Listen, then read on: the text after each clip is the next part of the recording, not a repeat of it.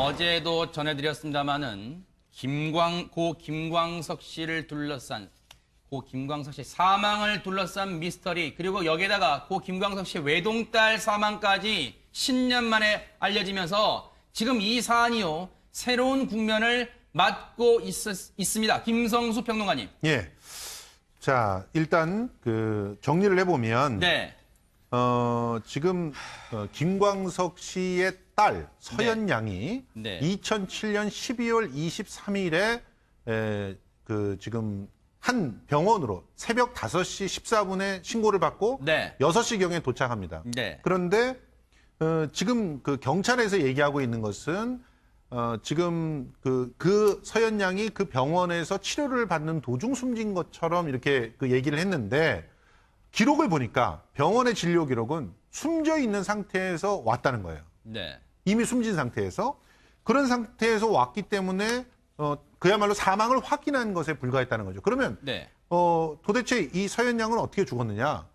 부검을 해봤더니 네. 화농성 폐렴으로, 급성 폐렴으로 죽었다. 네. 그리고 폐렴에 대한 진단은 12월 18일에 네. 한 병원에서 받은 적이 있었다.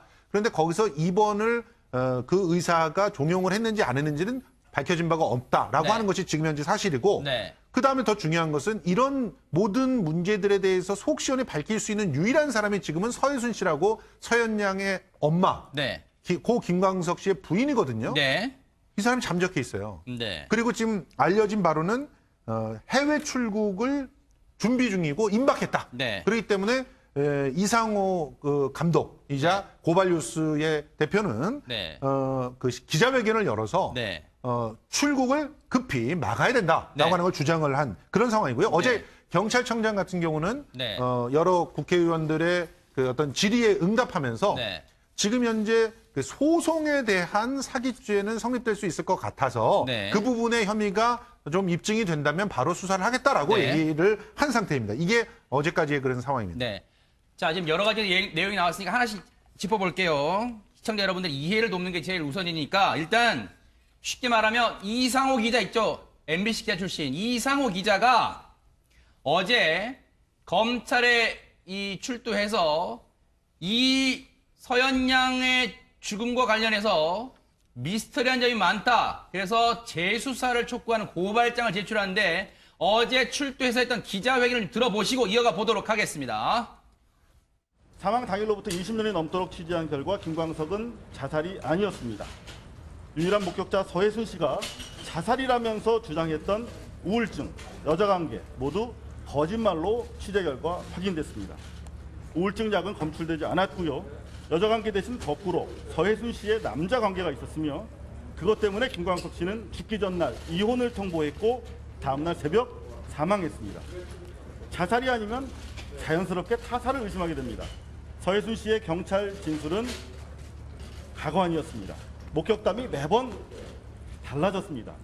목에 감았다는 전선은 너무 짧아서 목에 닿지도 않았고요.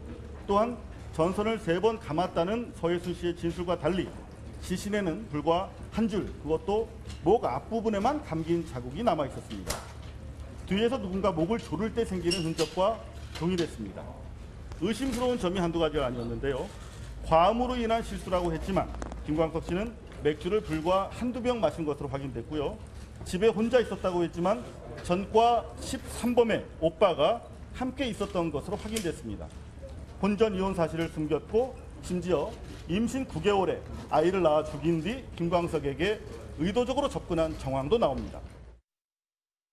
지금 이인철 변호사님, 지금 내용이 충격적이에요. 일단 당시 상황, 이 서예순 씨, 부인 서예순 씨의 타살 의혹을 강하게 제기하고 있고, 당시 그리고 현장에는 서예순 씨의 오빠, 전과 13범위 오빠가 같이 있었다는 얘기, 그리고 이 서예순 씨가 과거에 아이를 낳아 죽인 뒤 즉 영아 살해를 했다, 이런 정황까지 얘기를 하고 있어요. 지금 이거 상당히 충격적인데 네. 서해순 씨 입장에서는 이거 가만히 있을 리가 없잖아요. 그러니까 일반인 같으면 만약에 누군가가 나한테 이렇게 얘기한다 가만히 있겠습니까? 네. 당연히 고소를 하겠죠. 명예훼손 아닙니까? 명백한 명예훼손. 네. 그래서 아마 이상호 기자도 이걸 노린 것 같아요.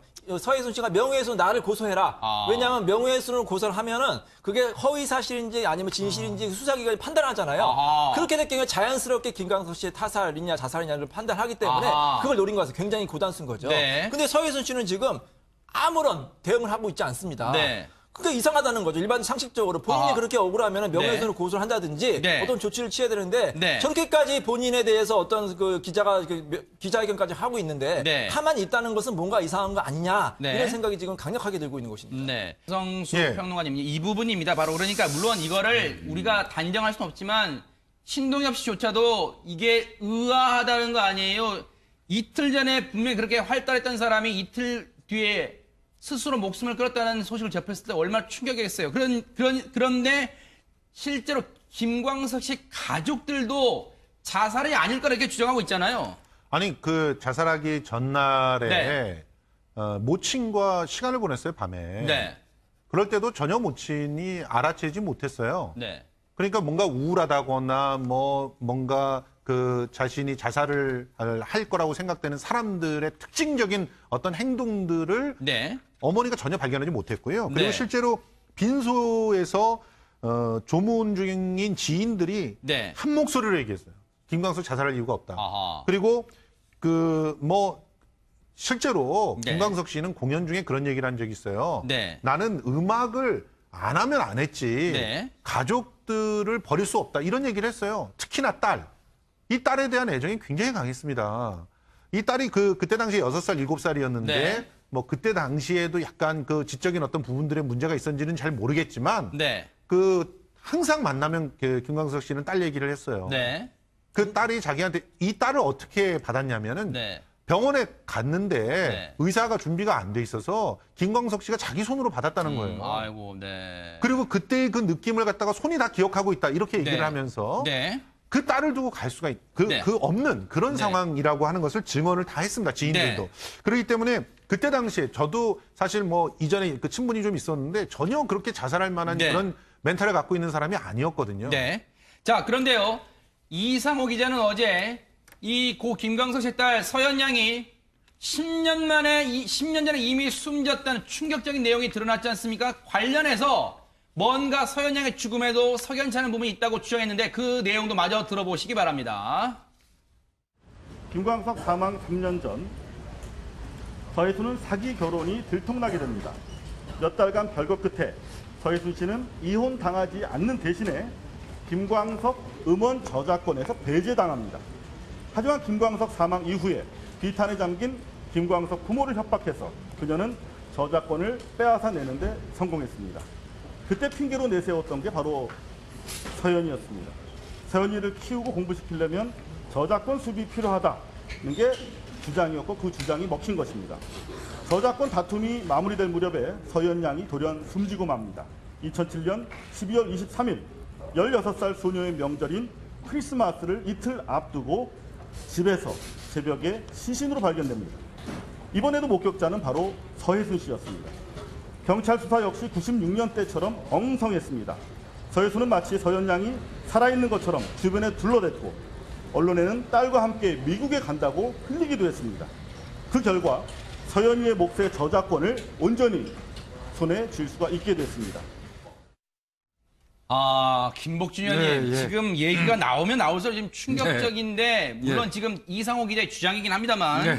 지금 이 모든 충격적인 이 사건 배경에는 저작권이 있다. 지금 그런 내용이잖아요. 네, 맞습니다. 네. 이제 아마 지금 얘기하신 것처럼 김광석 씨가 자신의 음원 저작권을 네. 원래대로 하면 사실 아내라든지 직계 가족한테 주는 게 맞거든요. 네. 근데 이제 저기서 얘기하신 것처럼 어떤 서해순 씨의 어떤 그 남자 관계가 있었는지 여부는 모르겠지만 네. 하여튼 어떤 이유에서든지 자신의 김광석 씨 아버지한테 음원 제작 저작권을 줘요. 아, 그러니까 이제 그런 상태에서 그 아버지가 저작권을 가지고 있다가 아버지가 사망하니까 이제 딸한테 오게 되는 건데 네. 원래 딸 그 서연이한테 오게 되는 건데 서연이하고 이제 그 소송이 길게 가는 과정에서 네. 서연이가 중간에 죽었다는 거 아니에요. 아. 사망을 했는데도 불구하고 네. 그 사망한 사실을 그 가족들한테 숨기고. 말하지 않고 숨기고 네. 지속적으로 소송을 진행해서 아. 결국은 승소를 했다는 것이죠. 네. 그게 네. 바로 소송 네. 사기가 될 수 있다는 거예요. 지금 이 모든 사건에 대해서 다 공소시효가 지났기 때문에 네. 처벌이 안 되는데 뭐 진선미 의원이 지적했듯이 이게 만약에 소송 사기가 네. 된다면 공소시효가 남아있기 때문에 충분히 수사도 가능하고 처벌도 가능합니다. 검찰의 일단 앞으로 행보 좀 지켜보도록 하겠습니다. 뉴스파이터 여기서 마칩니다. 함께해 주신 여러분 고맙습니다.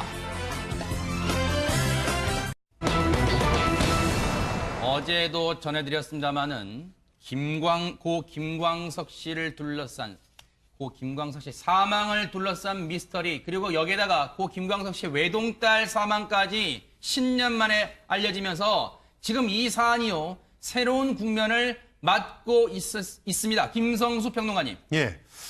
자, 일단 그 정리를 해보면 네. 지금 김광석 씨의 딸 서연 양이 네. 2007년 12월 23일에 그 지금 한 병원으로 새벽 5시 14분에 신고를 받고 네. 6시경에 도착합니다. 네. 그런데 지금 그 경찰에서 얘기하고 있는 것은 지금 그 서연 양이 그 병원에서 치료를 받는 도중 숨진 것처럼 이렇게 그 얘기를 했는데 뉴스의 대표는 네. 그 기자회견을 열어서 네. 출국을 급히 막아야 된다라고 네. 하는 걸 주장을 한 그런 상황이고요. 어제 경찰청장 같은 경우는 네. 여러 국회의원들의 그 어떤 질의에 응답하면서 네. 지금 현재 그 소송에 대한 사기죄는 성립될 수 있을 것 같아서 네. 그 부분의 혐의가 좀 입증이 된다면 바로 수사를 하겠다라고 네. 얘기를 한 상태입니다. 이게 어제까지의 그런 상황입니다. 네. 자, 지금 여러 가지 내용이 나왔으니까 하나씩 짚어볼게요. 시청자 여러분들 이해를 돕는 게 제일 우선이니까 일단 쉽게 말하면 이상호 기자 있죠? MBC 기자 출신 이상호 기자가 어제 검찰에 출두해서 이 서연 양의 죽음과 관련해서 미스터리한 점이 많다. 그래서 재수사를 촉구하는 고발장을 제출하는데 어제 출두해서 했던 기자회견을 들어보시죠.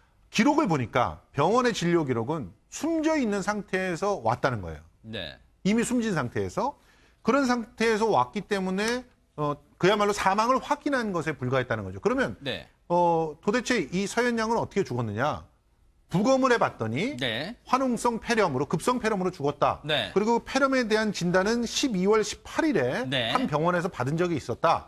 그런데 거기서 입원을 그 의사가 종용을 했는지 안 했는지는 밝혀진 바가 없다라고 네. 하는 것이 지금 현재 사실이고 네. 그다음에 더 중요한 것은 이런 모든 문제들에 대해서 속 시원히 밝힐 수 있는 유일한 사람이 지금은 서혜순 씨라고 서연 양의 엄마 네. 고 김광석 씨의 부인이거든요. 네.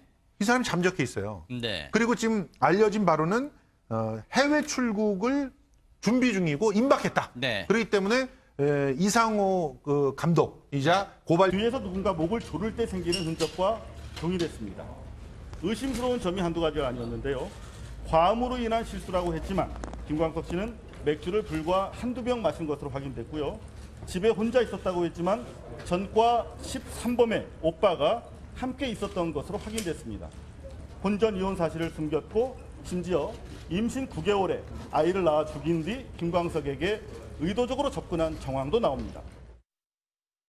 지금 이인철 변호사님, 지금 네. 내용이 충격적이에요. 일단 당시 상황, 이 서혜순 씨, 부인 서혜순 씨의 타살 의혹을 강하게 제기하고 있고, 당시 그리고 현장에는 서혜순 씨의 오빠, 전과 13범위 오빠가 같이 있었다는 얘기, 그리고 이 서혜순 씨가 과거에 아이를 낳아 죽인 뒤 즉 영아 살해를 했다. 이런 식으로 이어가 보도록 하겠습니다. 사망 당일로부터 20년이 넘도록 취재한 결과 김광석은 자살이 아니었습니다. 유일한 목격자 서혜순 씨가 자살이라면서 주장했던 우울증, 여자관계 모두 거짓말로 취재 결과 확인됐습니다. 우울증 약은 검출되지 않았고요. 여자관계 대신 거꾸로 서혜순 씨의 남자관계가 있었으며 그것 때문에 김광석 씨는 죽기 전날 이혼을 통보했고 다음날 새벽 사망했습니다. 자살이 아니면 자연스럽게 타살을 의심하게 됩니다. 서혜순 씨의 경찰 진술은 가관이었습니다. 목격담이 매번 달라졌습니다. 목에 감았다는 전선은 너무 짧아서 목에 닿지 또 않았고요. 또한 전선을 3번 감았다는 서예순 씨의 진술과 달리 시신에는 불과 한 줄, 그것도 목 앞부분에만 감긴 자국이 남아 있었습니다.